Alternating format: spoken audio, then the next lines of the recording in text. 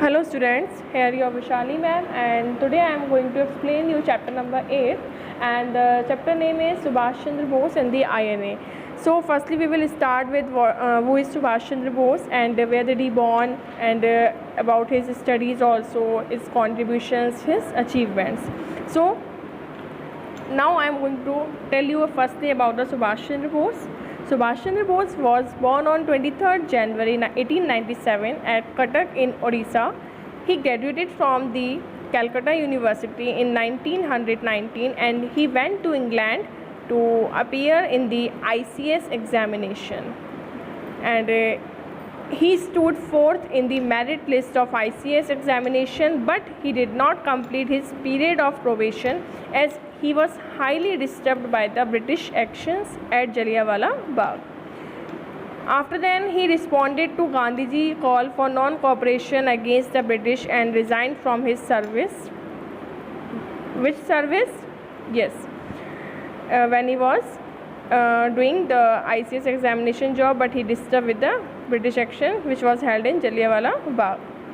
And he joined politics after returning to India in 1921. In India, Subhash Chandra Bose came in contact with C.R. Das, who became his mentor and guide. Mentor means जो आपको information provide करता है. And he joined the Swarajist movement, and later Bose became the chief executive officer of the Calcutta Corporations, and he discharged his duties sincerely.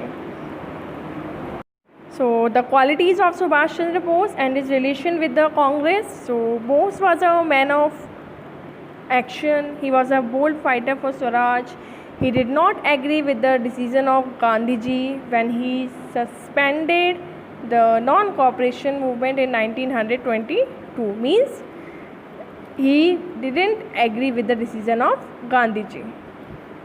And Bose advocated complete independence, and he was opposed to Motilal Nehru concept of dominion status. Subhash Chandra Bose participated in the civil disobedience movement of 1930, and by the 1930, Bose emerged as the most dynamic and radical leader of the Congress committee. After then, he was elected the president of the Congress in the Haripura session of the Congress in 1938. His elections indicated that a section of the party workers had been drawn to Subhash Chandra Bose's radical and dynamic policies. At the same time, his difference with the Gandhiji had also become evident. Because of the differences of opinion with Gandhiji, Subhash Chandra Bose resigned from the post of president on 29th April 1939, and the next day Dr. Rajendra Prasad was elected as the president of Congress.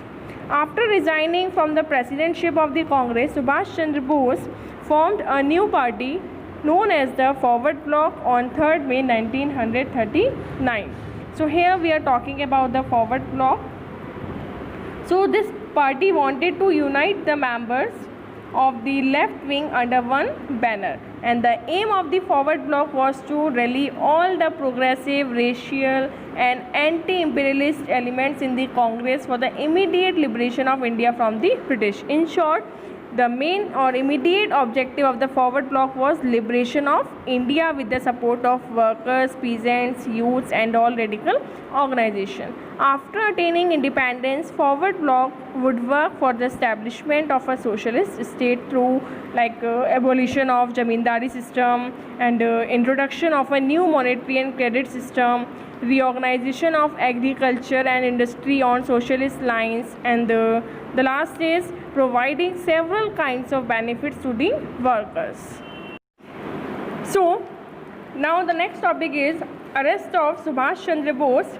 Subhash Chandra Bose was arrested in July 1940 by the British government for his anti-government activities, and while he was in prison, he decided to go on a hunger strike, but his health declined rapidly and the government released him. He was placed under house arrest in Kolkata, but in Jan 1941, Subhash managed to escape disguising himself as a Pathan. He crossed Indian border and reached Afghanistan. First he went to Russia. Then on 28 March 1941, he flew from Moscow to Berlin in Germany, where with the help of the enemies of the British, he organized Free India centers in Rome and Paris to launch anti-imperialist propaganda government. From this center, with the help and cooperation of the German Azad Hindus, radio was set up, and he carried on regular propaganda in support of India's freedom also. As the Second World War was going on, he approached Hitler for help. But later he realized that Far East would be a better place to launch his struggle with the help of Japan. We are talking about the formation of Indian National Army. So here one point, the Indian Independence League, second one is the Tokyo Conference, third one is Bangkok Conference, and the establishment of the INA. So firstly we will discuss about the Indian Independence League. The Second World War was going on, and on 7 December 1941, Japan declared war against the Allies, and after the fall of Singapore in Japanese attack on 15 Feb 1942, a large number of Indian soldiers of the British Army were captured by Japan as Indian prisoners of war.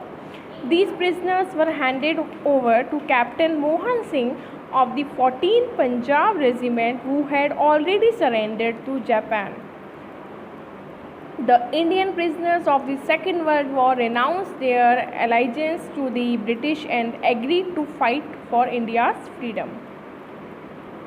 Then Captain Mohan Singh, along with Rash Bihari Bose, an old revolutionary leader who left India in 1915, he formed the Independence League, and the league aimed at mobilizing the members of the Indian community for the purpose of securing Indian independence. Now, the next is the Tokyo Conference. So, this conference was held at Tokyo in March 1942 under the initiative of Rash Bihari Bose. The Indian officers, both civil and military, met the Japanese High Command, and the following decisions were taken at Tokyo Conference. So, the aim of this conference was to expand and to strengthen the Independence League, to form an Indian National Army under the command of Independence League, and to hold a conference at Bangkok to endorse these decisions. Next is Bangkok Conference and the establishment of the INA. So the Bangkok Conference was attended by more than 150 delegates of East Asian countries like Java, Malaya, Singapore, Thailand, Hong Kong, Burma and Manila. It was held from 15 June to June 23rd, and it passed the following resolutions such as Subhash Chandra Bose should be invited to come from Europe to lead this movement. A council of action to be established for carrying out all necessary actions of the independence movement, and the Indian National Army was formally set up under the command of Captain Mohan Singh on 1st September 1942. And that time the president of the Indian National Army is to be appointed. Who is appointed? Yes, Rash Bihari Bose. Then the Japanese government agreed to supply the arms, ships, aeroplanes to the INA and made arrangements for the trainings of the INA soldiers also. All Indian prisoners of the Second World War and many East Asian Indians, they joined the INA.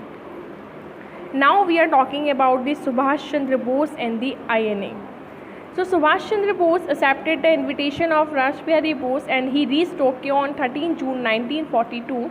He was received by the Japanese Premier Tozo. Subhash Chandra Bose's arrival had created unprecedented enthusiasm among the Indians living in Southeast Asia. Rash Bihari Bose handed over the leadership of Indian Independence League to Subhash Chandra Bose and he became the supreme commander of INA. On 5th July 1943, he took the salute of INA and was popularly known as Netaji, which is known as the Great Leader. He set up the INA headquarters in Yangon and in Singapore. He inspired the soldiers by saying, one quote is there, "Give me blood and I will give you freedom." तुम मुझे खून दो, मैं तुम्हें आज़ादी दूंगा. His inspiring slogans were Delhi Chalo, March to Delhi, and Jai Hind, Victory of India. Training for men and women began on 21st October 1943.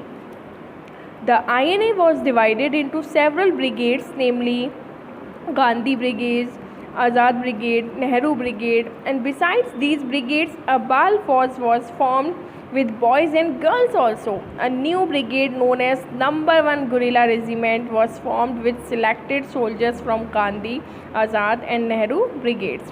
It was placed under the command of Shah Nawaz Khan. The Rani of Jhansi Brigade Women's Wing was placed under the charge of Captain Lakshmi Swaminathan.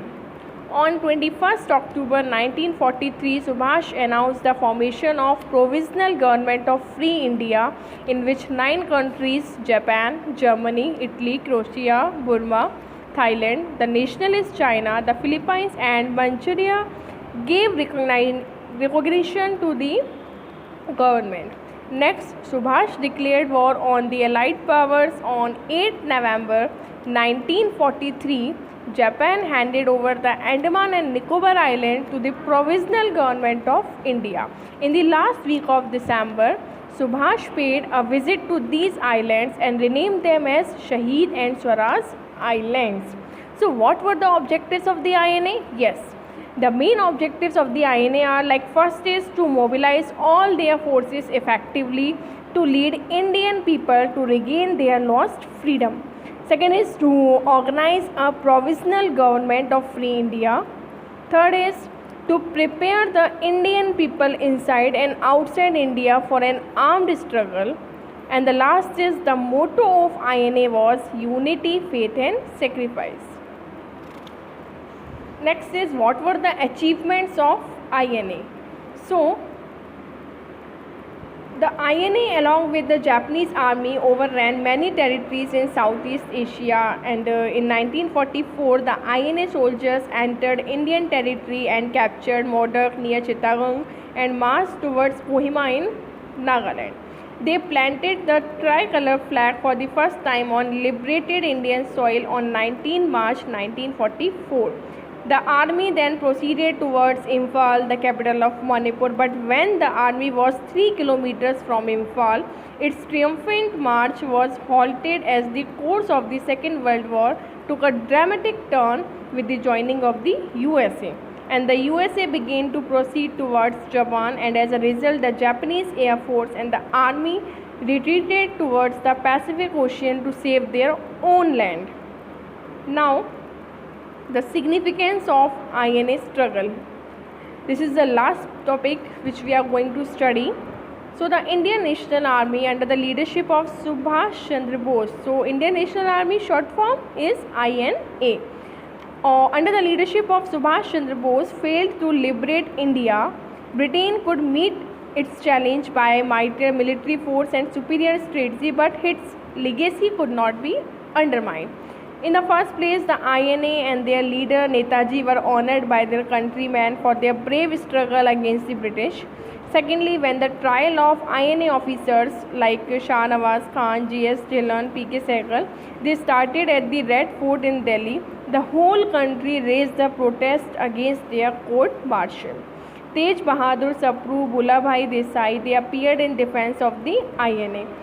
Third is, according to Sugata Bose and Aisha Jalal, the valor of the INA started affecting the kernel of British imperial power named the British Indian Army.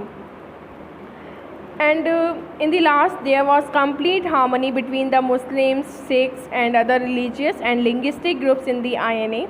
The INA movement proved that all communal tensions, it was possible to overcome religious prejudices to attain a pan-Indian solidarity. The unity between the two communities, Hindus and Muslims, made British officials realize that now they can't stay here very long.